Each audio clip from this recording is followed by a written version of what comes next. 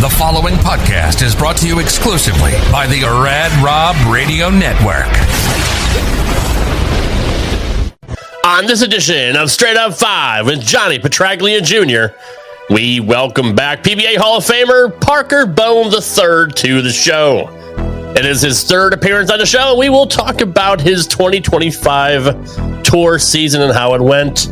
We always love having PB on the show. We can't wait to get started. Without further ado, let's not waste any more time. Straight Up 5. Well, except for the intro. I mean, that's like three minutes. Anyway, Straight Up 5 with Johnny Petraglia Jr. starts now. Look, everybody, Ocho tells you exactly what's going on all the time. This is PBA champion Kyle Troop. Hey y'all, Jacob Ledger here. Hey guys, Chuck Ritchie here, formerly of Bowl TV. Hey guys, this is Ryan Schaefer of track staff at Valley Bowling Center in Waverly, New York. And you're listening to Straight Up 5 with Johnny Petraglia Jr.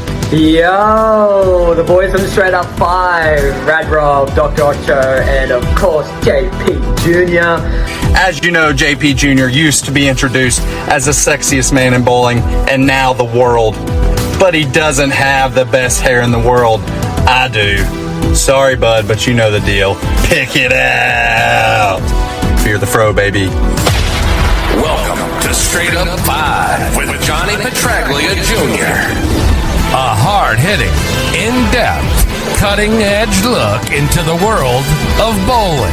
This podcast will not only cover all things bowling, but will also give you a raw look into real-life issues. You'll get unfettered access into the mind of one of the most gifted bowlers of this or any other generation. Strike, and they claim it. Somebody does it! So without further ado, let's introduce you to the hosts of the show. Rad Rob, Rob Francois. Rad Rob, Rob Francois. Dr. Ocho. Dr. Ocho. And the incomparable Johnny Petraglia Jr. Johnny Petraglia Jr.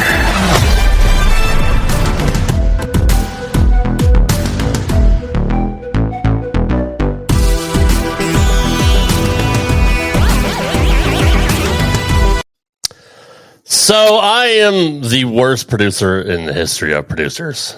I was in a rush to put the intro together right before we started, and I forgot to clip the rest of my intro music, and it just played for like 3.5 minutes. So good times. Good times. Welcome to Straight Up 5 with Johnny Petraglia Jr. I am your host for now. I mean, who knows after that? Rad Rob, Rob Francois. You're killing me, Smalls. And I don't even have the right soundboard on. That was appropriate. That was actually appropriate. Hold on, I got another one for myself here. Hold on. You suck, you jackass. All right. This is episode number 167. We have a very special guest. Before we bring him in, let's introduce our first co-host. He is the man with the golden mask. He has the largest arms on the podcast, the house hack from Howell Lanes, the resident doctor, Straight Up 5, Dr. Ocho. Go ahead, just lay in on me. No, dude, you sucked bad. Like, you were fucking horrible, and I'm not supposed to F-word this shit, but That was... Rob, what the fuck happened to you already? With 2 seconds. You shit the bed. Nico says you shit the bed so... This is awful. I'm going to say goodnight. I think there's no worse I can do for right now for this goddamn show. You're right. For once, I'm worse than you. For twice. Wow. You had the one thing where you went, I have this. No, never mind. This is it. I even forgot to do the roll call. Hey, Crambone, what's going on, brother? Chuck Ritchie's in the house. You didn't even do that. We saw Nico. No, I'm all fucked up now. You fucked every dude. You suck. Oh my god! What the? Whoa! It's Billy M. What's going on, brother? I do. I suck. I do. Ooh do. Ooey dooey. Ooey doo. Hey, Roger's in the house. What's up, One-Eyed Willie? And he also had another one that said it was EYE. Yeah. But I don't know. We're not taking that one. It's fine. It's you're all fucked up, man. You're just eyes must have been closed. fuck this shit. All right, You still have it. Go figure. Who the fuck? Cousin Cinco would have forgiven me. That's right. Well, he's a fucking pussy too. Can't forget about cousin Cinco there. Looks like the fifth one there still. Yeah. I feel like I'm the one who got in a bike accident. Five. Was five a little one? What's up, Stang man? 10 was Jack. 10 was a fucking Jack dude. Yeah, he was. Greg, Greg. We can say it now, right? His name's Greg. He's the tattoo guy, right? He's the ex tattoo, right? Yeah. He's a cool dude. Anyways, all right. Let's bring in our suck. Oh my god. Let's bring in the man with the name of the marquee, number 1 and your number 7 in your fuck it, Johnny Petraglia Jr. What's going on, dude? I'll tell you what, respectfully, that is probably the worst opening we've ever had. We should probably throw a few more F-bombs in the first 5 minutes also. What the fuck? Why not? Not to mention that Rob went out of his way to tell me I look homeless because I haven't had a haircut in a few weeks. So really, really nice start to the show, guys. Good job, Rob. Way to go. Way to go, pal. Way to go. I'm paying for that. He's not wrong either. Don't get me wrong. Might as well just put that out there before we get started. He's halfway wrong with the homeless thing, but you shouldn't be. All right, he's right. Never mind. I don't want to say that. Meanwhile, we have a PBA Hall of Famer sitting in the green room just listening to my dumbass and his dumbass. You're fucking up bad, so I know. Get him the fuck out here. What's up, John? And then I'll shut up. You doing all right? Me? Yeah, you're better than me, right? I mean, I'm doing just we're all better than you. What the fuck? It doesn't take much at this point. Good point. Anyways, what are we doing? Go ahead. Go bring Parker in for ball's sakes. Jesus That's Christ. right. Let's welcome our very special guest, a 3-time guest, PBA Hall of Famer, Parker Bohn III. What's going on, PB? Man, I'm just listening to you guys just going on board here. My goodness. Yeah, I'm with you there, PB. That was atrocious. That was a banger of a fucking tune right there. You know, after 167 episodes, I was bound to make one mistake, right? I mean, do it every third week, Rob. Let's be honest. Let's get it out of the way. I gotta stop. Yeah, it's okay. It's every fourth week. Parker, what are you doing, buddy? You doing all right? I'm just hanging out. It's good to see you. It's good to have you back. Yeah, appreciate it. Just flew back in this morning from actually down in your neck of the woods. I was down there in Nashville. Because you didn't tell him. I didn't have a whole lot of time to turn around, just trying to help our daughter move into college. She's starting Vanderbilt, first day of classes today. And knock on wood, I'll say as a proud dad, as a proud parent, I think everything is under control. Well, good. Excellent. Good. You're such a good dad. Yeah, it would have been nice to eat some barbecue after last time. Look at that. Oh, Jesus Christ. You're right. You're right. Look at this guy on the right. No offense. A special moment. I think he's afraid I was going to eat him. I think. No shit. Of course he was going to be afraid of that. Yeah, probably. My God, this makes me look like normal around him, especially with you. My God. It was a special time. That's all I'm going to say. You know, I mean, soon maybe I'll be honored and be able to go out with Dr. Ocho. I mean, I've been out to eat with Johnny plenty of times, and we're going to catch up for plenty more. But maybe one of those days, Ocho will invite me aboard. I can see it. It's going to happen. Is he big timing you, Park? Is Ocho big timing you? I mean, Ocho isn't allowed to go anywhere, but maybe one day. I know. He'll invite me to go out. We'll go to catch up, and the entire county will lose power. That's it. That's what's going to happen. Yeah, that's true. We've seen it. Yeah. By the way, Parker, happy belated to Brandon. I understand he just had a birthday recently. He did. He had a birthday and decided to set the world on fire down below there. Tell me a little bit about it for those the viewers that don't know exactly what's going on. It was pretty amazing to go down there and watch Pan Am Games. He went down there and we had a great time. He flew down actually on the day of his birthday. He was on a plane all day, going down, getting ready for everything in Guatemala. Practice session was Sunday, and Monday started the singles event. Just 6-game blocks, no match play, nothing like that. But fortunately, bowled his tail off and walked away with a gold medal. Awesome. And then badass, man. They get ready and load back up. The second day, he's going to bowl doubles. And they go out there and bowl doubles. Son of a gun. They run away with doubles. They bowl really good again. Then they bowl triples. Nice. So he's got 2 gold medals. They bowl triples. How about if I tell you they go out there and bowl triples? and win another gold medal. Wow. Come on. I'm like, golds, team double single. Come on. Yep. So then the team comes along. And unfortunately, the team didn't go quite as good as they wanted to. A couple of boys didn't see the lane the right way at the right time, but they still hung in there together and did everything they could. And they ended up finishing third over a 2-day jaunt, 6 games, total pins. And then they had an all events, gold, silver, bronze, and he won the overall all events. He averaged probably 236 for I don't know how many games they bowled. My God, now 30 games. Wow. And the next guy was probably about 217, and the next guy was about 211. Oh my God! He fucking ran away with it. Pardon my language on this Out averaging the second highest in the field by 13 pins a game. That's insane. Yeah. It was pretty amazing. And then even the one time he bowled 300, I told him, I said, Brandon, right lane hooks. Don't be afraid to move. So he moves a little bit. First shot goes Brooklyn.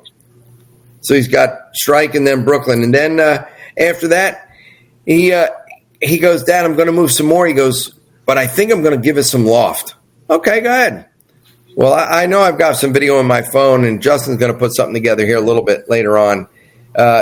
Left lane was normal passes, maybe 4 or 5 feet out in the lane. The right lane, visibly, you can see his ball not hitting the lane until it gets to the arrows. Wow. I mean, it was out there. Kidding. Yeah, even though we went Brooklyn in the second frame, he didn't throw any more Brooklyns after that. He got to the pocket pretty solid. And that's 6 throws at least, though, right? 5 throws now, right? Yeah, well, one on each lane. And, when one lane doesn't respect it, you're not better take a guess, but you better make a good pass at it and hope that it's right. Yeah. Holy shit. Yeah, that was really cool. Oh. Wow.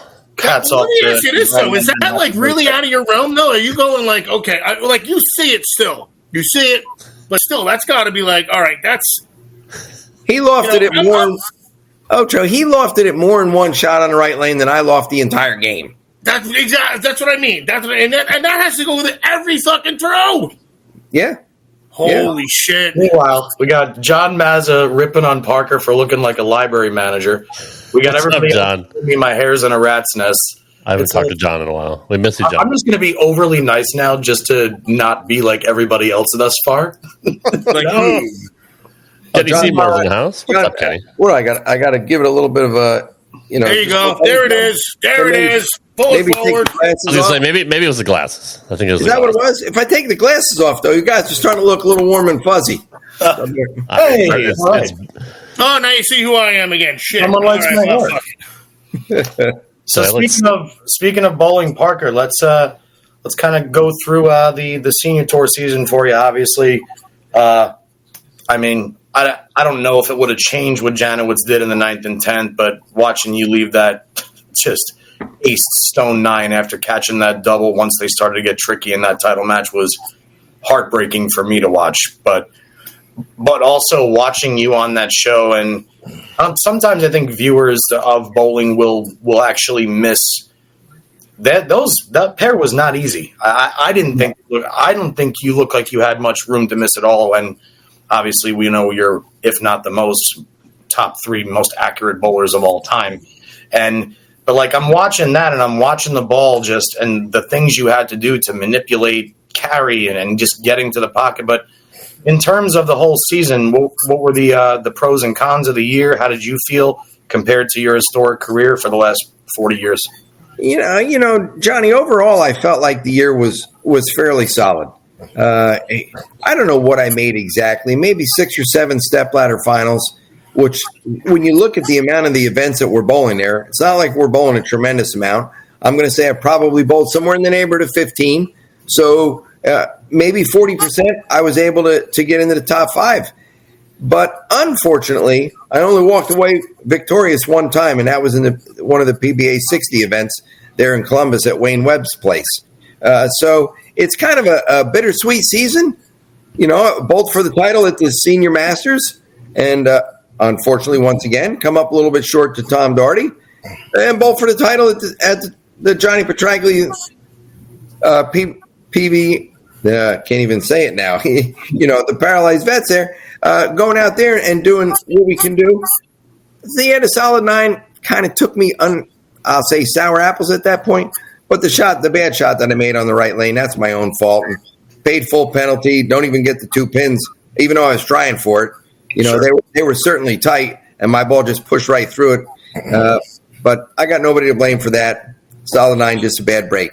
Look at the same game, one game prior to that. Mika Koivuniemen leaves a solid 8 against me in the 9th frame, coincidentally on the same lane. So, oh shit! It's guys, it's part of the breaks. Yeah, no, it is. It's true. Well, you won a regional too, so I mean there's that too. I mean you did. Yeah. You did well.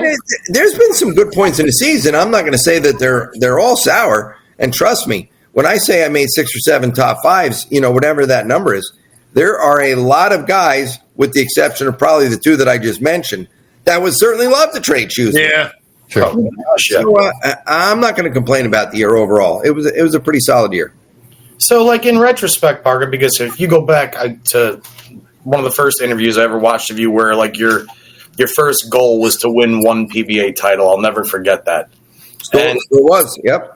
And now, like, when you're entering a season, do you have certain expectations? Yeah, do you win like 5? Do you win 4? Do you win 3? My goal is to make 40 or 50% of the tournaments I bowl to the ladder. And, like, is there even anything like that? Or you just go out and just do what you do? To be honest, Johnny, I'm just going out doing what I can do.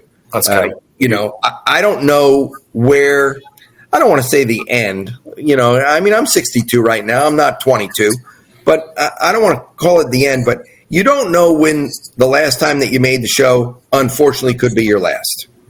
And you go out there and try to do the best you can. I feel like I'm bowling pretty decent. I'm going to be honest. Do I feel like I'm bowling top-notch shelf? No, I'm not 25 or 30 years old anymore. I'm being honest with myself. And there are moments in time where maybe you got a little pains or you got some aches going on there. And, well, you look left and right, and that guy had his shoulder replaced. This guy had his knee replaced. That guy's ankles bothered him. This guy was up 5 times going to the bathroom. I mean, we've all got our problems. Oh, that's true. That's true, man.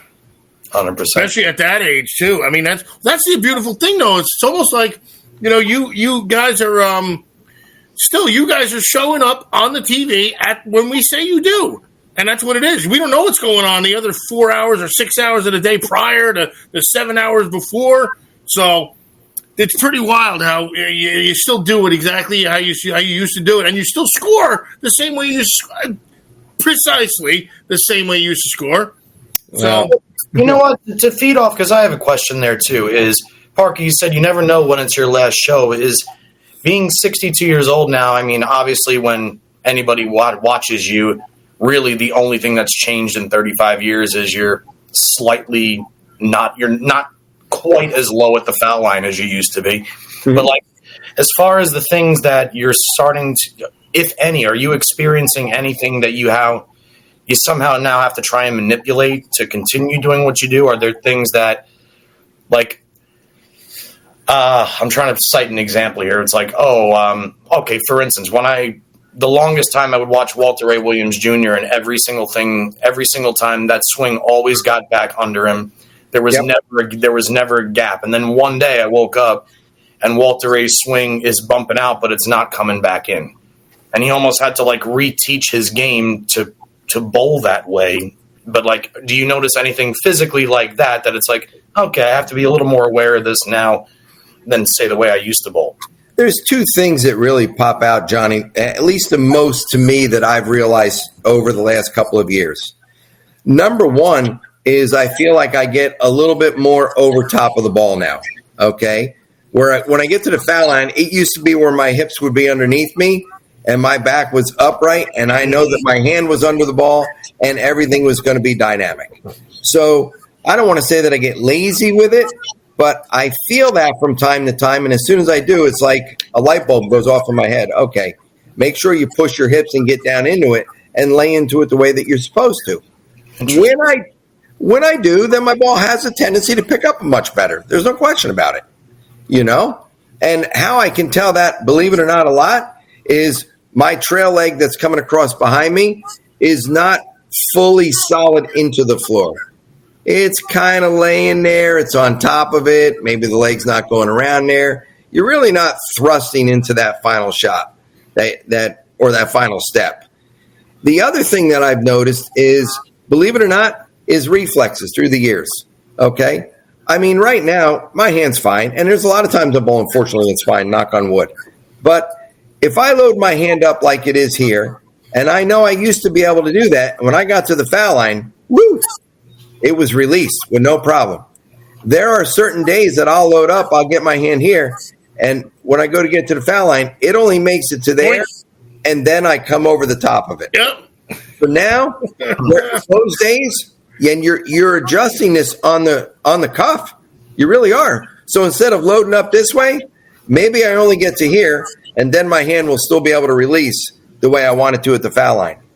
So you're trying to do everything you can to try to keep up with what's going on, but you really have to keep in mind that a lot of those other guys or gals, because we have a couple ladies that bowl out there as well, they're going through the same issues in their own way, shape, or form. It's funny because, I mean, even myself, those are two of my biggest issues is I used to be able to load and unload, and number two for me is I used to always have my back was a little bit more upright, and now I've gotten into a very, very bad habit of dipping forward where I'm a little bit too steep in the foul line. And if I'm not aware of it or I get a little bit quick, everything is just that much more exaggerated. And here come the yanks and the thumb downs and the, oh shit, I forgot how to bowl type. Oh my God, yeah. And prime example would have been when I bowled JJ in the title match. You know, I know guys, and I appreciate it, the solid 9 kind of took the wind right out of my sails at that point. But the shot that I made on the right lane was everything that could go wrong in one shot. Did I have to pay the full penalty for the split? Maybe, maybe not. But it was just, I didn't even need to watch it. When I walked away and then I got to the ball return, turned around, I go, yep, I deserved it. It was that bad.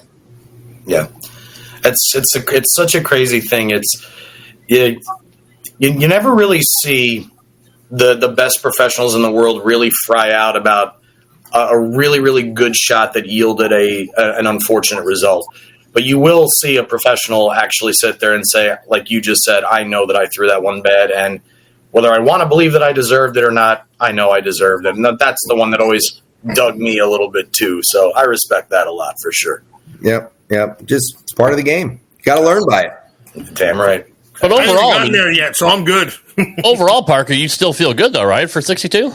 Yeah, I feel completely fine. It could be worse, you know. The only ones running me in the ground are 3 kids. I mean, they still look at me, Dad, hook it more. I can't. Dad, why don't you get this ball? I told you, I got the hook and this ball in my bag. Dad, why don't you do this? I look at him and go, look, why don't you just sit in the back and shut up? Johnny, notice he didn't say Leslie was running him into the ground. He blamed the kids. That's a smart guy right there. Well, that's what's wrong with the smartest guy.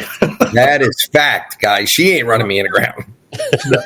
No, that's the thing. It's the kids are going to be the ones that are able to do all the things, and he's just like, all right, I'm going to do my thing. You do your thing. I'll take this one out. You can also make a pizza or whatever the fuck. I don't know. I'm kidding. What I had for dinner tonight. Wait a minute. Excellent. Good job, Ocho. Yeah, way to go, Ocho.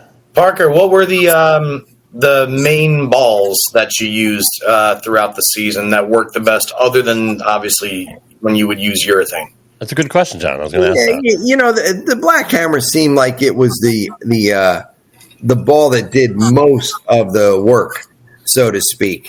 But when I say that, I was hopping around all over the place with different balls at different times. It was just a matter of what one was going to, let me say, come into play that was going to be the ball that was going to be the answer for me. You know, Sure. I can tell you right now, and I'm trying to look it up here as we speak, because it's one that really made the difference for me that last week there. And would you believe this? I can't. I use a little bit. He don't know the ball either. I'm good like that. Well, I know you use the combat. The combat on the show. I used the combat on the show, but this was the key with it here. That ball sat in my car for a couple of weeks, and I didn't bring it out because, to be honest, I was fine with the balls that I had, and I wasn't looking for anything really that different. But I brought that ball out, Johnny, and believe it or not, I could play the lane with that ball very, very similar to what I did with my black hammer. Really? I put 1,000 grit on the ball, and the ball would stand up early enough and allowed it to come off my hand, and the ball was very smooth when it was going down the lane, and there was nothing that was going to jump out of it. And I was really impressed by watching it go through the pins because it gave me that extra oomph, if you want to say, that the black urethane wasn't going to give me on a 46-foot pattern. You know? That's kind of the reason I asked you is because I drilled a combat, and I saw you throwing it, and my teammates on Tuesday and Thursday will tell you, like, when I throw that ball, I'm not sure. I look like I average about 170 when I throw that ball. And I try so hard to make it look good. But I'm going to try and take your advice here and maybe alter the surface on it a little bit because for me, I found the ball to be ultra sensitive in both directions for me, at least at box finish. Whereas the severe collision from DV8 for me is a monster. That ball is really, really good. That ball's a monster. Yes, it is. There's no question. Well, I'm telling you, you got to break the shell on it, buddy. Because as soon as I did, all of a sudden I looked and I watched it go down the lane. And I'm like, wow, this actually looks really good. I mean, good enough that it needs to see more than just one more shot going down there. And son of a gun, it propelled me all the way it enabled me to get to that title match. Absolutely. And I'm going to give it another chance because of you. So thanks. Please do. Joe Pomp says, Parker, remember when Ron Paget tried to get left of me at States? Man, I missed the old days. Pomp, he wasn't going to get left of you if he was shooting a 10-pin. He shoots right. He stands to the right, shoots to the right. He never stands to the left. If Ron Paget's on lane 19 and Joe Pomp is on lane 20, he's still they're both going across. Yeah. Still not no question. Pomp would be right in his lane. That's hilarious. Pomp, by the way, my new teammate on the Goon Squad for UBA this year, bro. Looking forward to bowling with you again after all these years. He clipped the left gutter. So the channel is going well. The Bohn Legacy. I see you guys are over 105,000 subscribers now. So congrats to the fam on that. That's going really, really good. You know, Justin's really taking the bull by the horn there, and he's turning that into bigger and better prospects each and every day. So I'm really proud of him there. You know, I look at all of our kids. They all have certain things that really allow them to propel and get a little bit higher than somebody else. And there is no question when it comes to video streaming and the YouTube stuff and trying to put something out there that's going to keep people in tune. He certainly has a handle on that. Technically, you're a part of it, too, except you say, I don't know how to do this, and I'm just going to throw the bowling ball. FYI. Or you just whoop Justin's ass and everything. Pretty much. Yeah. I do say that once in a while. You know what the problem is, though? It just takes one little shove like this, and for some reason, I'm out. You're out. You're done. I'm all right. All right. Let the intel in there. I get it. I mean, the family's got great genes. I mean, with you and your wife being great bowlers, and the kids are. I mean, even Sydney, like you said last time you were on, like she just picked it up and said, "You know what? I'm going to bowl," and just did it and started bowling well. I mean, it's just and now with the video stuff, like the Bohns are just very talented at a lot of things. And you know what, guys? I can tell you this, and I know I'm not going to stop, not yet. But as a parent, if I sat right like this. And I put my hands and I cross them and I sit in the back and never throw a shot again, I'd be completely happy with that. Because watching them succeed on the lanes, there's not much anything more rewarding than that. It's got to be more rewarding than what you go through with your wins too. I mean, it has to be. I feel like because you're not enjoying them as much as they are. No, I shouldn't say it because you're enjoying it probably more than they are, but they're doing it. Rather than you doing it. It is overwhelming to sit in the back and watch what goes on, especially when they're succeeding. I know that Brandon's had a lot of success here, and not just last week, down at the Pan Am Games, but over the last couple of years. But even when I sit back there and I watch Justin succeed, or if I watch Sydney bowl her tail off and really go out there and run him over, I mean, that is the ultimate of rewarding. Absolutely. Here's a question for you. of the three kids, as far as bowling, who do you see the most of you in?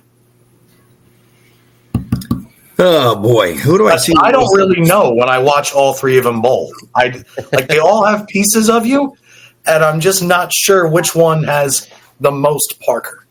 Justin is probably more like me in the fact that he's quiet.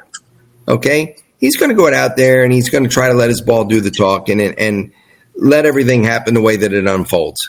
Sydney she's quiet, but she can come out of her shell and let a little bit of the boisterous go and let things happen. I got to be honest, guys. I don't know where Brandon came from. Okay. When he lets his ball go, it hooks more than my ball has ever hooked. And then he not only can back it up with his bowling ball, but then all of a sudden when somebody says something and he puts a couple zingers out there on top of it, he's just going to let everything fly. And that's never been Parker Bohn's motto. That was perfect timing. I almost blew Dr. Pepper Zero out of my nose with that. They're all unique in their own way, but if you look at them, I mean, each of them have a piece of you and Leslie. Honestly, like each of them have qualities from both of you, but still have their own unique personalities. It's remarkable to see their progress, and that's why I love the channel too, because you get to see them get better every single time they're out there. I mean, it's just it's fun to watch their progression. I'm looking only at the physical game. So like the pieces I find, like when Justin is aiming, I see you. Just the way he holds the ball, the way he starts, I see that compact, that same thing I've watched since I was a baby. When I watch Sydney bowl, her trail leg reminds me of you way early on in your career when she hits the foul line. That real long, that perfect knee bend.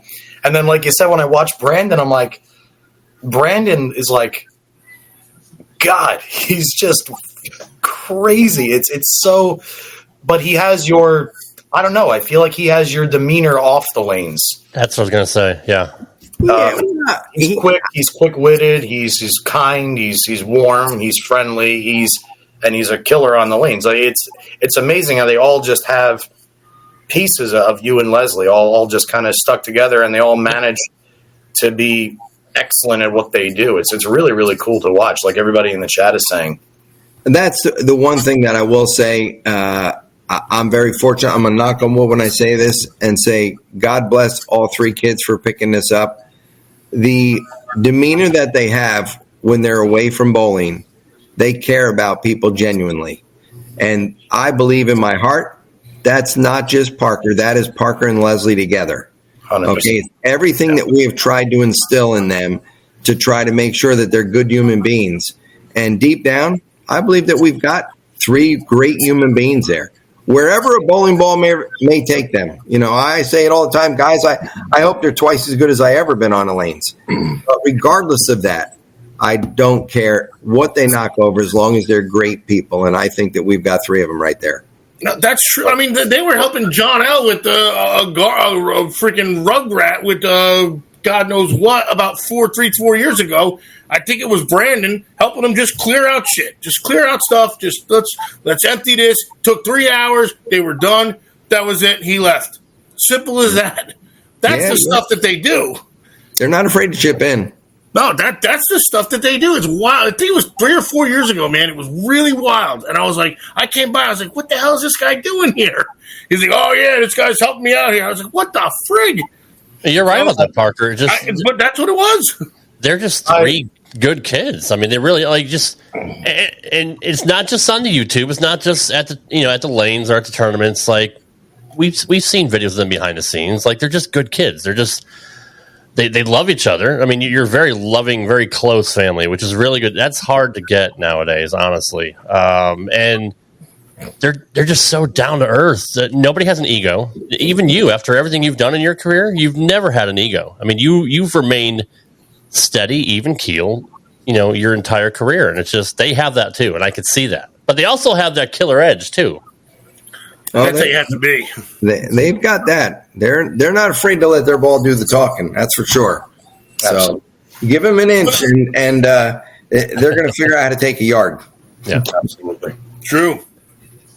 Yeah, Brandon and I finally got introduced to the whole Nutella syrup thing. So after I watched it a little bit, I said, I'm going to tell you the truth, man. I'll try Nutella on bacon, but I'm pretty sure that I'm a syrup guy. Right? I said I really, really want the syrup shirt anyway. And Brandon was kind enough to bring me one the next week at bowling. Knowing full well he was on Team Nutella, so I had to at least try it. And I'm still on Team Syrup, but Nutella on bacon's pretty solid. Not going to lie. Not too bad, is it? Not too bad at all. Who would have thought? Is this a new thing, Johnny, or like I haven't heard of this? This is like 4 years, bro. You'll have to go watch that. I'm sure that there's the plug that we can find it. It's a long video, but it got to a point that it got so big that the kids were walking around and knocking on strangers' doors in another state with samples of syrup and Nutella with a plate of bacon. And these people they didn't even know. You watch some of these people answering the door, and they're like, "Did you poison this? Is this a joke? Like, you really expect me to eat this from a stranger?" And people got on board with it, and it was really, really incredible videos to watch. I'm gonna have to look that up. I got to look that up, and I look up everything, so I'm okay with it. Because I'm not typically a Nutella guy, and I love bacon. My kid loves bacon. Bacon runs in the family. Strange, shocker, right? I know I know it's such a stretch, right? But I'm definitely going to have to try. You're gonna look at it and have one bite and go back for a second. Mm-hmm. All right. Exactly what I did. Words from the champ. Chris Seidelman's in the house. What's going on, brother? He says, having coached against the boys for high school, I can tell you that they are absolutely great individuals and will continue the Bohn legacy of being a great ambassador for the game. I mean, yeah, nobody has a bad thing to say about anybody. What's more important is Chris Seidelman seeing me. That's what's more important is Chris Seidelman seeing me. I love Chris Seidelman, my former teammate. Parker, Ocho hasn't been in the gym since 2020, and he's still got 20-inch arms. It's ridiculous. He's holding back. That's all it is. Yep. Yeah. Now he's going to say something about me next. Don't worry about it. Chris Seidelman will say something about me next. Don't worry about a thing. Keeping those guns under wraps. If he doesn't want to, it's okay. We're okay with that too. So sorry, Johnny. You averaged 248 this year at the Senior Masters. That's pretty remarkable. I mean, you set scoring records during that tournament. Mm-hmm. Were you happy with the entire event? Obviously not winning, but I mean, were you happy with how you performed at least? You can't be unhappy with that. I mean, you go out. Everybody knows it going in. You're going to bowl 15 games of qualifying, and you're hoping that you get enough to make the top 64 or top 63 in the defending champion, whoever that may be. But then once you make it to match play, you want to try to figure out how to beat your opponent, regardless of what the overall score is. Sure. So, after 15 games, I knock on wood, I was really fortunate. I knocked over a lot of pins. But those pins weren't going to automatically win the next match or subsequent matches after that without me showing up. Right. A lot of people don't realize that, like, they'll talk about. Some people are very vocal about not liking certain formats of tournaments, certain placement of tournaments. I remember the year that the U.S. Open, when it was on the impossible 40-foot flat pattern, the week before the U.S. Open was the Plastic Ball Championship in Babylon. And I remember it being a thing that Wes Malott chose not to bowl the plastic ball because he didn't want to get into that thought process or that release process for going into a tournament like the U.S. Open where you had to do something polar opposite. There's other people that hate formats like the Masters because of like what you just said. Every pin drops, and now you're bowling against one guy on one pair. What if you catch a funky pair and you average 248 for the week, and now you're stuck bowling on a pair that the two games you bowled on it that week were 190, 180. You personally, and then you have the long format old tour where you had between match play and qualifying, you had 42 games, and then you had the ladder, which again, the ladder is built for television, even though you have to win the tournament twice. But in your eyes, when you approach a tournament, do you look at a tournament like the Masters, say differently, like you just said, as opposed to something where all the pins do carry forward? Are you going into, like, are you studying the first pair different? Like, you know what I'm trying to get at here, Parker? Like, do you have a saying? I look at every tournament basically along the same merit. I try to figure out each pair of lanes to the best of my ability. I'm going to take notes on how I'm playing them. I'm going to take notes on what the ball is seeing with the lane or what it's giving me or not giving me, with different hand positions going through there to try to figure out how to acquire as many pins as possible. And when you do that, you take all of that information and try to carry it forward and try to get deeper and deeper into the tournament, hopefully where you're walking away victorious at the end. Absolutely. We all know that the format sometimes doesn't allow that, just because of the way that it's set up. All the pins are going to get dropped, or there's going to be match play from the get-go, or you're going to have 24 games of nip and tuck, or depending what pattern you're bowling on, what the lanes are going to transition to. I sit here and I look at one of the chats over here. Tom says I didn't move my feet for the week when I averaged 248. Look, it's not my fault that he went to his fourth pair and bowled on lanes 18 and 19. Okay? What can I say about that? It's a little bit hard. It's a little challenging to keep that good top score. But that's the way I go about it, Johnny. I try to figure out how to bowl my best regardless of what the format is, because I think that's going to keep me on a shelf way up here that a lot of people are going to have a hard time to keep up with.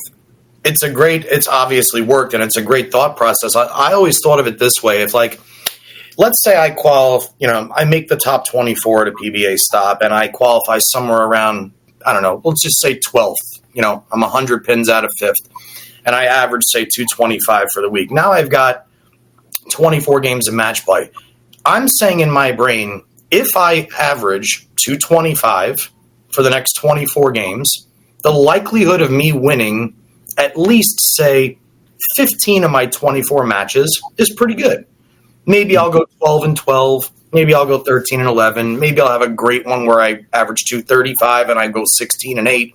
But my thought process was always, if I average this to get here, I'm doing the exact same bowling against the other guys who averaged very close to me. So I'm not really trying to bowl an opponent or getting worried if I split and coming back if they double. I'm thinking more of the long picture, which is, I guess, why I've always – it's not that I don't like formats like the Masters or like Eliminator or High Roller type tournaments. My brain is just – it kind of works a little bit more. It operates better when I know I've got a lot more time on the lanes. Whereas, at the Mike Marcus Memorial event when I made the finals and my first match, I get a bye and I have to bowl Anthony Nair in the first round. Now, that's intimidating enough knowing that I got a 2-game total wood match against Anthony Nair simply because he's just so much stronger. He's out on tour all the time, younger. And I kind of got lucky and beat him, fortunately. I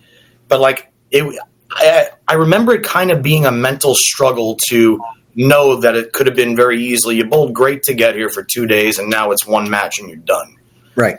So I guess I still enjoy it. I love the fight. I love the way that it works, but I've always been partial to an actual tournament where pins carry over.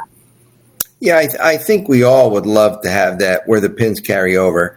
And unfortunately, let's face it, we know at the end of the day that when every event you go to, about 20% of those bowlers in the field are really going to see the lane where they're going to produce a score and just keep going like this and right up and leave the field behind them. So the match play portion of it, or all of a sudden the elimination, allows a little bit more of somebody else to come in there and go through it. But back to you, Bohn, Anthony, just in that one split moment there, I know that you appreciate and you give him kudos for everything that he's acquired and what he's doing out on the PBA Tour. But in that moment, you believe in yourself.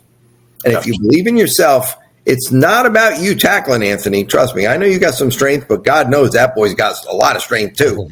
Yeah. And it's not a matter of any of us doing that. It's a matter of taking your ball to knock over 10 pins. And hats off to you for doing that. You obviously superseded at that moment in time. And whoever the next opponent was, you were probably looking at them the same way. I want to try to do the same thing again. I absolutely was. And I remember who it was. It was, I hope I pronounce his name right, but it's Nathan Lajoie.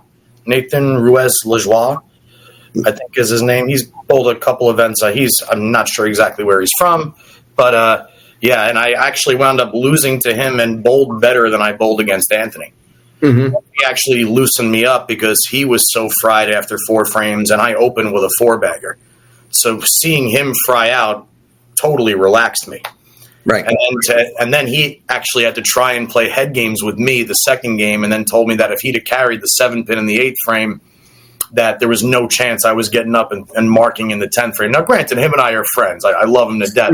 But it was kind of funny that, like, in just a span of 2 frames, that mentality completely changed.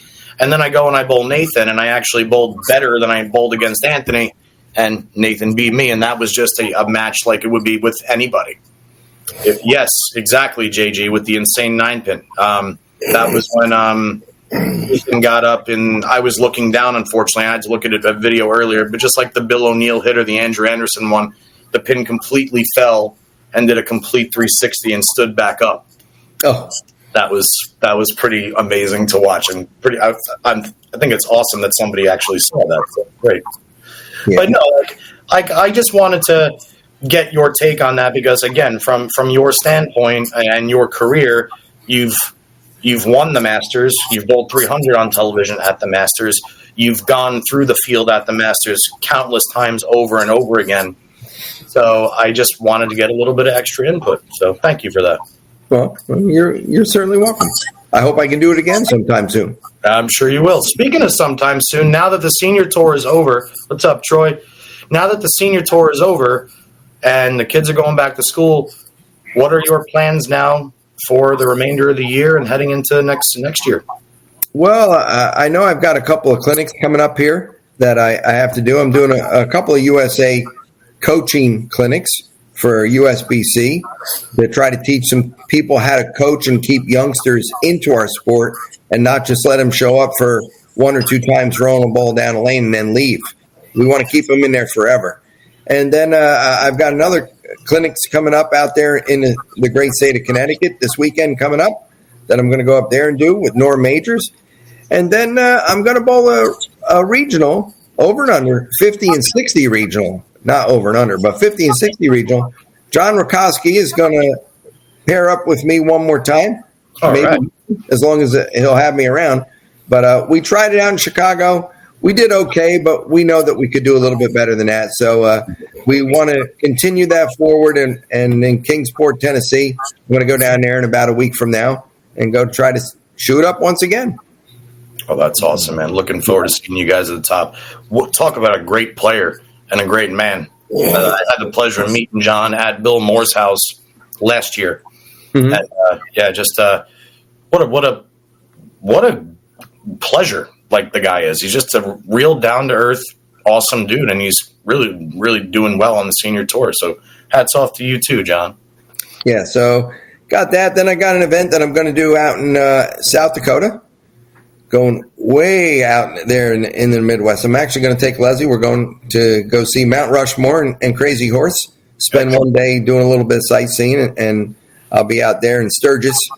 And then the following weekend, Johnny, right here in our backyard, we have the 26th annual PBIII scholarship tournament coming up. So kids from quite a few states are actually going to come in there. We've had them everywhere from California to Florida. They come in and enjoy the weekend and partake out on the lanes. And I can tell you right now, that is the one time out of the year that I have zero problem not throwing a ball down a lane and put the tournament director hat on and try to give those kids exactly the way that I want to feel when I'm bowling any event, to try to go out there and be the best person that I can be, tournament director wise. But it's everybody behind the scenes that makes my job look easy that weekend. That's awesome. And what event or what dates are the scholarship event this year? September 19, 20, and 21. Well, unfortunately, I have to tell you a couple reasons why I'm not going to be able to come there and hang out with you and see it. My dear friends Stephanie Sheridan and Eric Hodorowski are getting married, and I'm ministering their wedding. That's all right. Good for them. Good for you. And September 19th is the rehearsal dinner, and it's also my sister's due date. I'm going to be an uncle for the first time.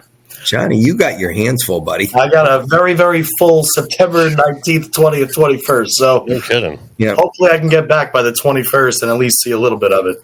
You better make sure from now on you have a full set of baby wipes in the back of your car. Yes. I always have them for myself, but I'll make sure I carry an extra one now.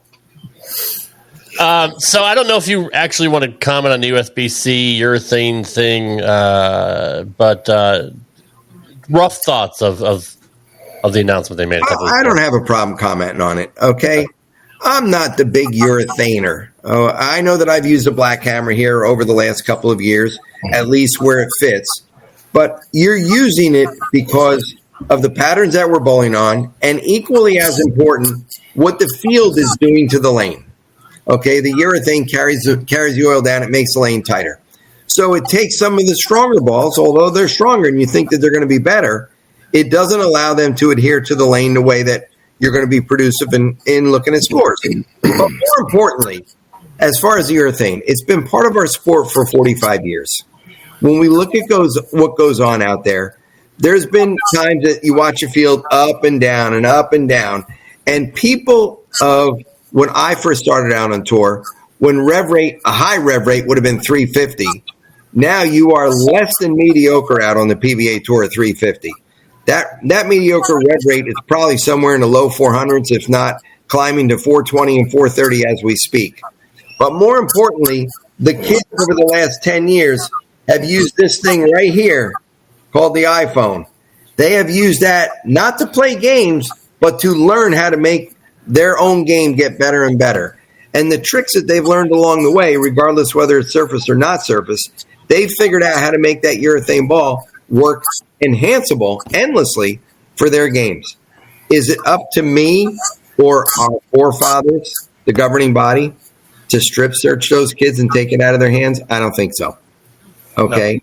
It's the way that the sport is played. You learn how to play and use all of it. And I still think in today's game, it's the same exact thing.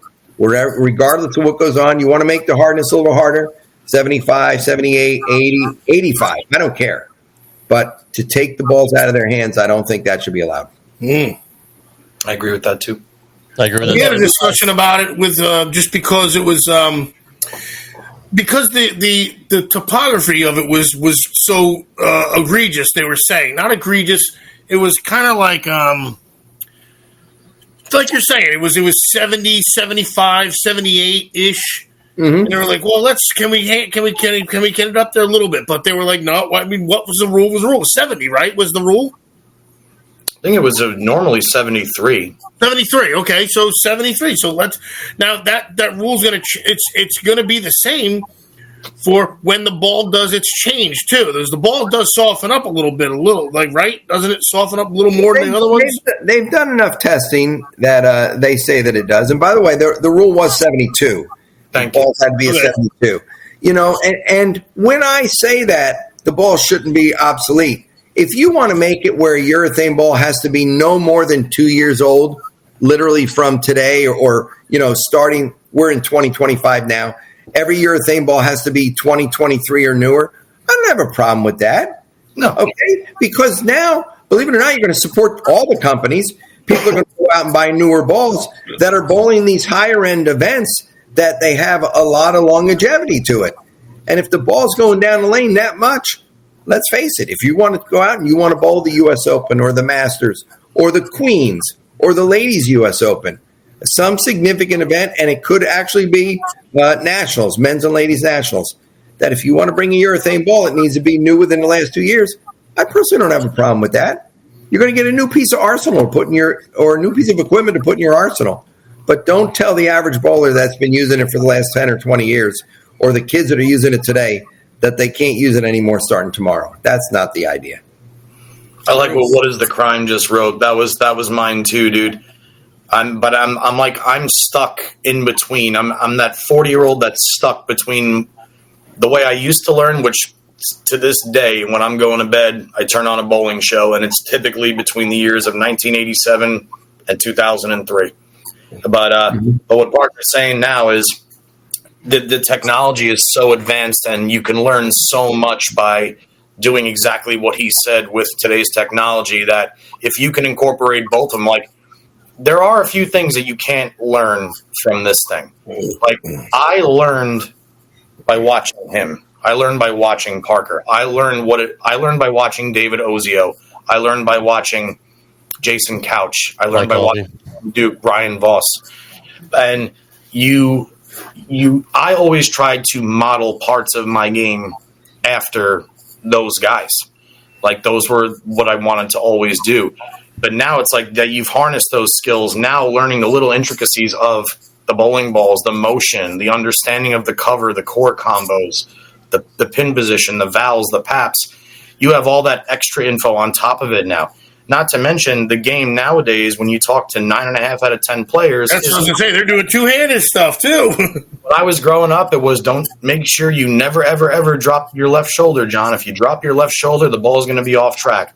Got news for you. That left shoulder needs to go down. It goes down because it has to pop up, dude, the other side. It needs to go down so I could get myself in a position to get the ball on line where I want it to go. That's a good point. Now, granted, if I'm going straight up 5, I will keep that left shoulder a little bit higher. I will not drop it as much just to try and close down my angles. But it's such an interesting topic when you talk about it because it's amazing that in just 30 – Parker, you've gone through this from opening up with urethane and then going into the resin era and then going back into the urethane era again. I know.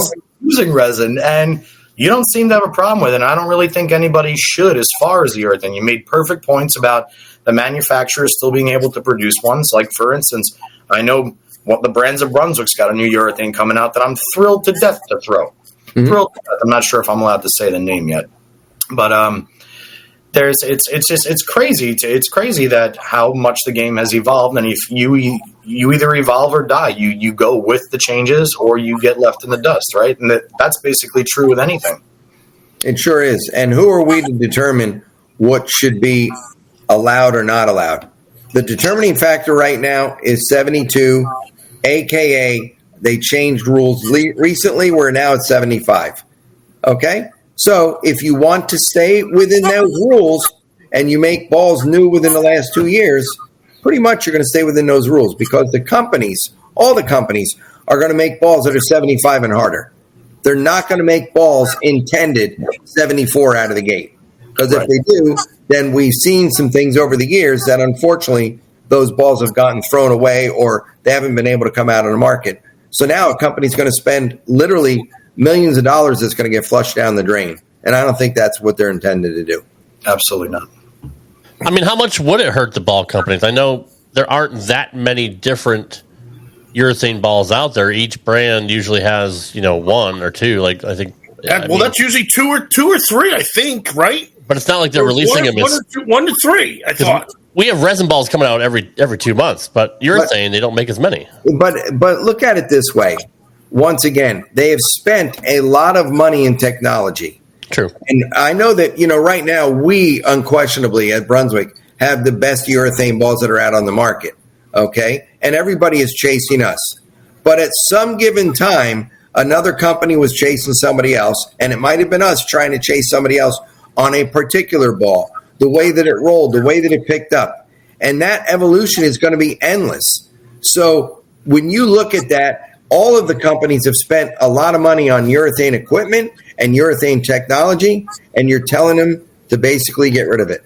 That's the part that's not right. And if it's not urethane, what is the next form of technology that will be allowed? And then so many years later, it's not allowed. Yep. And that's what a lot of people were saying in the Facebook groups is you're going to set that precedent and open up that can of worms for whatever the governing body decides they want to do. They're just going to do it, whether it's urethane or resin or hybrid balls or whatever. You don't want to go down that slope.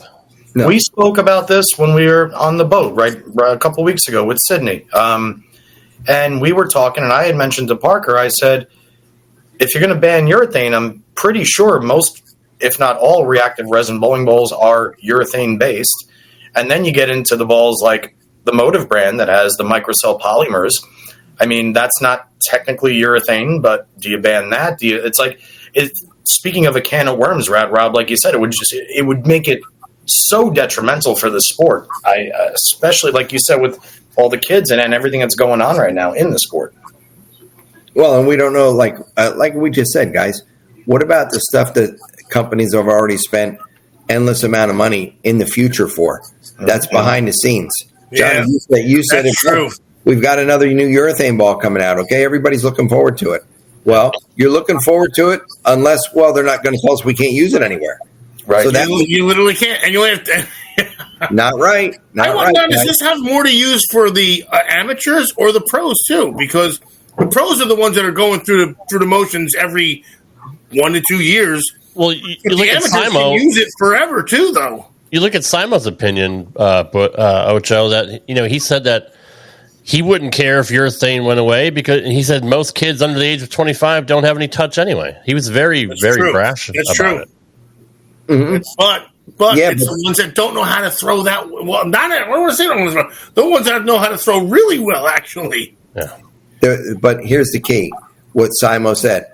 Most of them under 25 don't have any touch. The really, really good ones will get touch. They will. That's exactly right. The game. They're going to figure out the bowling balls. They're going to figure out tricks or hand positions, whether they're opening their fingers up, tucking a pinky, whatever the case may be. They're going to figure out more than just being a one-trick pony. Which is more towards the old school way of going about things, too, Exactly. obviously. Way back when. And They had 2 bowling balls back in the day. And the changes happen so fast today. I mean, guys, I watch guys that bowl really good in the block. They may use 3 or 4 different bowling balls. And I'm looking at this going, what are you doing? What's wrong with staying with the same ball? That's how I think. With your feet, But it happens in front of our eyes. And if you're not willing to change, tell me how many times you've seen somebody start a tournament with 279 and then change balls the first frame of the next ball. What was it? Oh, whereas it was you never even thought about doing that back then. You'd at least give it a couple shots, but it's like they know in frame 8 and where they're going, what's going to happen. And then bowled a average second game, but then turned it on again the third, fourth, fifth. And That's sixth. what Troy said last week about JJ. JJ, yeah. 289, 287 or whatever the first game, and he switched balls. Yeah. It really, it all is how your ball is picking up and going through the pins. I'm a firm believer. If you're shooting 230 or 240, what are you going to change for? Okay, you have a better possibility of going down than you do going up. But at the Masters this year, I had 495 for 2. I bowled 230 my second game, and I did change bowling balls. And lo and behold, it worked because I bowled 270 the next game. But you just don't see that happen too often, that you're going to throw ball reaction, good ball reaction away for something that's that more superior. But you still have to try it, though. Got to be willing. That's true. I'm going to give a little love to the righties here because, again, they see the lane entirely different than the left, and they go through entirely different kind of transition than a lefty does. Oh, never mind. I can kind of understand why it's a little bit more warranted on that side of the lane. But if you're on the left side of the lane and you're bowling 230, you can keep bowling 230. I get both sides of that too. As we wrap it up here, Parker, I know Rev Rates has always been ahead of the curve when it comes to string pins. We've seen USBC put a ton of money into research and testing on the new certified strings. Mm-hmm. When do you think that's going to come and play on the national tour? We've seen a couple of regionals on the senior tour, but where do you see the curve? When do you see it becoming a major factor? Because it's going to come 5, 6 years. 5, 6 like years. It or not. 5, 6, 7 years. 7 years. And probably the best, and this is strictly a guesstimation on my behalf, okay? Let's look at regular wood lanes to synthetic lanes. Synthetic lanes locally, there was a bowling center that came out with them, at least here locally, back in the early 80s. And it was like one of a kind. Yeah. And everybody, you'd go there and you go, what is the difference here? Well, obviously their lanes are shiny, they're pristine, and it was some number of years until we started to see them show up out on tour. And it was over a decade there in the 90s where all of a sudden synthetic lanes were everywhere and wood lanes were gone. So as far as string pins go, I know that they just came out over the last couple of years. I'm going to give you about another decade. They're going to start to pop up into PBA events. And it will not be long after that, somewhere in that 2035 time frame, that you will probably see the vast majority, if not all the centers that we bowl in, have string pin lanes. I can get down with that. I said 8 years, by the way, so just let you know. No, I can see that, especially with how much money there is behind it. Even EJ was getting on board and put him in his center as well. I mean, it's going to happen more frequently. I don't know if he's on board with it. He's just smart. It's a smarter move, though, too, honestly. Like, with the money. Just New Jersey alone. I mean, the old Stelton lanes, which is now, I believe, called Circle, they're a 16-lane string pin facility. And then one of our homes, Old Carolier, now Bolero, North Brunswick, they did their entire upstairs, 48 lanes of string pins now. Oh, did they? I didn't know that. I wasn't aware of that. I actually was just informed of that, I think last night by my buddy Steve. Wow. Okay. Shit. Wow. If you look at it, the companies that are not spending that much money in technology because they think it's going to be here today and gone tomorrow. I understand. So wait a second. Now they're going to do. Hold on, real quick. They're going to do Carolier because they still have tournaments there. So there's still tournaments. Well, they're going to do only fucking 46 lanes of the lower level. Well, upstairs is 48 and downstairs is 34. 34, so even worse. So I don't know if they're going full string or, like, at this point, it's either you're going to, I guess you'd have to have the tournament upstairs or downstairs. Or they're not going to have it at Carolier anymore. Or you have to make sure that the qualifying made sure that every player in the field bowled equal amount of games on string and free fall. Of course. There's ways to balance it. Right. Yeah, figure that out. It is strange, though, that they only did half the house, though. No, it's not. I don't think it's strange. I think it's strange they did the upper half instead of the lower half, really. Right. But yeah, I kind of would have thought they would have started on the lower half too, because the upstairs at Carolier, even to this day, was always magic. Yeah, I would have wanted to leave the. Oh shit! Okay. Oh man, maybe Tom they're hoping. said, maybe they're hoping, man. I don't know. Tom just bowled the regional on them. He said they're fine. They're just different, not better, not worse. Ryan Schaefer said the same thing. I mean, we've had several guys on the show that have, worse. They got to be worse. I didn't mind them either. A little worse. Not a lot worse. A little worse. They're different. They're different. But once it's here to stay, it's no. The next generation are not going to know anything else. If strings go up that way in the next 10, 15 years, kids 20 years from now aren't going to even know that they were or no one's going to know anything about anything because no one's going to know about bowling anymore. Right. Because it's like kids now they don't know about dial-up. My daughter doesn't know about dial-up internet. That was only 25 years ago. I mean, I'll tell you this, and then I know we got to wrap it up. But as far as the strings, here's the thing the one thing I don't like about string pins, it's when you're starting a tournament and they turn the lanes on, you don't hear anything. Yeah, sure. Right. You don't hear the wood cycling and I don't hear in the Pindex. I don't hear the ting, the ting, the rack, nothing. I just hear like I'm not bowling on it. I'm good. JP, it's like Johnny, you got a new idea there. You need a 10-minute video that just has bowling sound in the back. That's right. Practice on, they can just turn that on over the loudspeaker. You're in. That's fantastic. Smart man. Justin, get on it. JP, it's like Dodge getting rid of the Hemi in the Chargers and Challengers, and now they have an electric car. And the one thing you love about the Hemis is that rumble, right? And now you got the little Tesla sound. Like it's just that's not a Dodge, dude. That's not a Charger. Come on. I get it, man. I get it.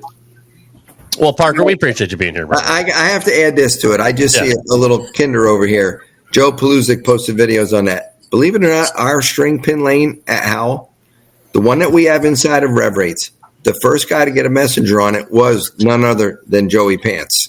Oh, yeah? That is true fact. And you watch Joey bowl, he doesn't have the big bender. He doesn't have the massive power. But he threw it over there, and all of us looked and go, wait a minute. Joe Paluzik just did that. I don't know if I've seen one yet. I don't know if I've seen a messenger on string. If it doesn't get tangled up, it's got a possibility, but he did it. I witnessed it. Did you bowl the sweeper at Lehigh Lanes before the Psy? Did you bowl the sweeper at Lehigh Lanes before the Maya? Christ, Rob, you're gonna end the show like this? God damn it! Believe it or not, okay. Let's say good point, bad point. I did bowl it. I bowled for the title. Hey, guess who I lost to? Unfortunately, the same guy that beat me the last week here. John Janowitz. John Janowitz. Jesus Christ, this guy. Fuck. How do you stop JJ? Let's put it this way. Fortunately, I've been, and knock on wood, I've had a lot of things good going in the sport of bowling. But bowling on the tour right now, bowling JJ is no different than bowling Walter Ray in his prime, bowling Norm Duke in his prime, bowling Pete Weber in his prime. He didn't bowl the tour for 30 years. So as physically fit as he is and the way that he feels and what he can do to a bowling ball right now, you feel like you're bowling one of those guys in their prime. And you better bring your A game to the table because if you don't, unreal. He's going to run you over. That's a hell of a compliment. That's a hell of a compliment. Unreal. That's unreal. No, you're right. I didn't think of that. He doesn't have the wear and tear and the mileage. He doesn't, but I'll tell you what. He's got a lot of smarts, and he's got a lot of tricks with his hand that he's going to get out there and show you he can do what he can do. He's brilliant. He's going to be a Hall of Famer just based on his senior tour. And you know what? Wholeheartedly, deservingly. Yeah, no, absolutely. 100%. Absolutely. 100%. Parker, we appreciate you being here, brother. We absolutely love talking to you, always having you on. We love your family. We love you. Best of luck, man, to next year, and hopefully you're God. I'm like Ocho now. Jesus Christ, man. I'm like Ocho now. I can't even think. What are you talking about? Hopefully your seminars go well and everything you got going on, and obviously best of luck to the kids coming up here. Who do you think? Real quick, I'm going to put you on the spot because maybe I want you to get some heat with your kids. Who do you see winning? Who do you see winning a title first? I'd say that Brandon probably has a step forward towards that. There's no question that Justin worked very hard at it, and if he gets something to click, it can click. I mean, the other day he bowled somewhere and he shot like 11-20 for 4 games, and I go, "You did what?" Okay, I don't care what you're bowling on. That's ridiculous, striking that much. That's disgusting. So he can see it too. It's just the idea that when I look at it and I look at the overall picture, I'm going to give a notch towards Brandon, but I am not counting Justin out. And Sydney's just having fun. She's in college. She's enjoying her time on the lanes there. But I don't know that the ladies' tour is going to be for her when she's done. But I'm not going to say no to anything. I'll let that go where it goes. That's true. Guys, if you're not subscribed, please subscribe to the Bohn Legacy YouTube channel. They have over 105,000 subscribers right now. Justin puts out fantastic videos. It's fun watching the whole family on there. And it's fun watching Parker kick Justin's ass all the time as well, which happens quite frequently. So please subscribe to them. Yeah, that's true. That's true. We appreciate you, brother, and we hope you have a great night. And we'll stay in touch. And thank you again for coming on. Well, guys, I really appreciate it, more than you know. But more importantly, together, let's keep trying to grow this sport, make bowling bigger and better than it's ever been before. Absolutely right. Very well said. Thank you, brother. We hope you have a great night, Parker. Appreciate Thanks, guys. Take care.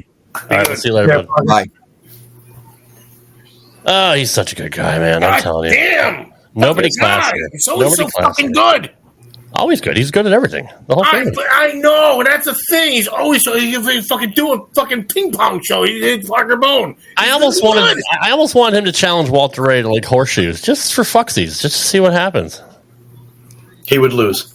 You think? Oh, come on. No, because as accurate as Parker is, come on. That's literally like saying to me to go and try and play. I don't know, 1-on-1 against Shaq. I thought you were going to say golf with Tiger, but that's or like going it's the problem. It's Walter Ray is the six-time world champion genre. That's the problem. I just want to. I mean, he's so accurate on the lanes. What if he's never played? What if he's never played horseshoes? What if that's his new thing? All right. Well, then there you go. Parker, you're still listening. Go play horseshoes. Parker's still listening. He will back me up when I say Parker would lose. He would lose. Period. But if they did a fucking listen to music in your ears, Parker would win, guaranteed. Now here would be the better question. If you asked Walter Ray and Parker Bohn to each take 5 swings at home plate off of Paul Skeens or Kodai Senga, who would make contact more? Parker would easily. I don't know. I would guarantee Parker would easily because Walter Ray is going to have him. No. Walter Ray is going to have him he's going to be thinking so much in the 0.04 seconds that it takes the ball to get there. Yeah, but he's going to be like, I should do that. Well, hold on. Walter does have 2 degrees from MIT, and Cal Poly. Good try though. Or Cal Poly. Sorry. I knew that, Johnny. I knew that. I'm sorry. That's okay. Steph called me out earlier because I couldn't remember where Lejoie was from. So I was like, maybe he's from France. She let me know it was Canada. It's Canada. I was dancing around it. But yeah. I still think Parker would have I can see Parker having a Ken Griffey swing, just smooth as butter. No. Get that out of here. I think I hit a nerve. You can go now. You can go. He'll have a lefty kind of Andy Stankiewicz kind of swing, which was right-handed, but he'll be a lefty Andy Stankiewicz, and Walter Ray is going to be non-existent. I'm telling you that right now. Guys, we appreciate you. Pitching from fucking straight distance. Thanks, guys, all for being here. Thanks to everybody in the chat for popping in today. Yes, it was a great show. Thanks. We have a fantastic community here, and we appreciate everybody. We'll see you next week for another edition of Straight Up 5 with Johnny Petraglia Jr. Good night, everybody. Later, guys. Thanks for listening to this edition of Straight Up 5 with Johnny Petraglia Jr. You can follow the show on Twitter at Straight Up 5 Pod. Follow Johnny Jr. at JPJR07. Follow Rad Rob at Rad Rob Gaming. And follow Dr. Ocho at the Dr. Ocho. Got a question for Johnny? Send your questions to straightup5podcast@gmail.com. We'll see you next time for another edition of Straight Up 5 with Johnny Petraglia Jr. Right here on the Rad Rob Radio Network.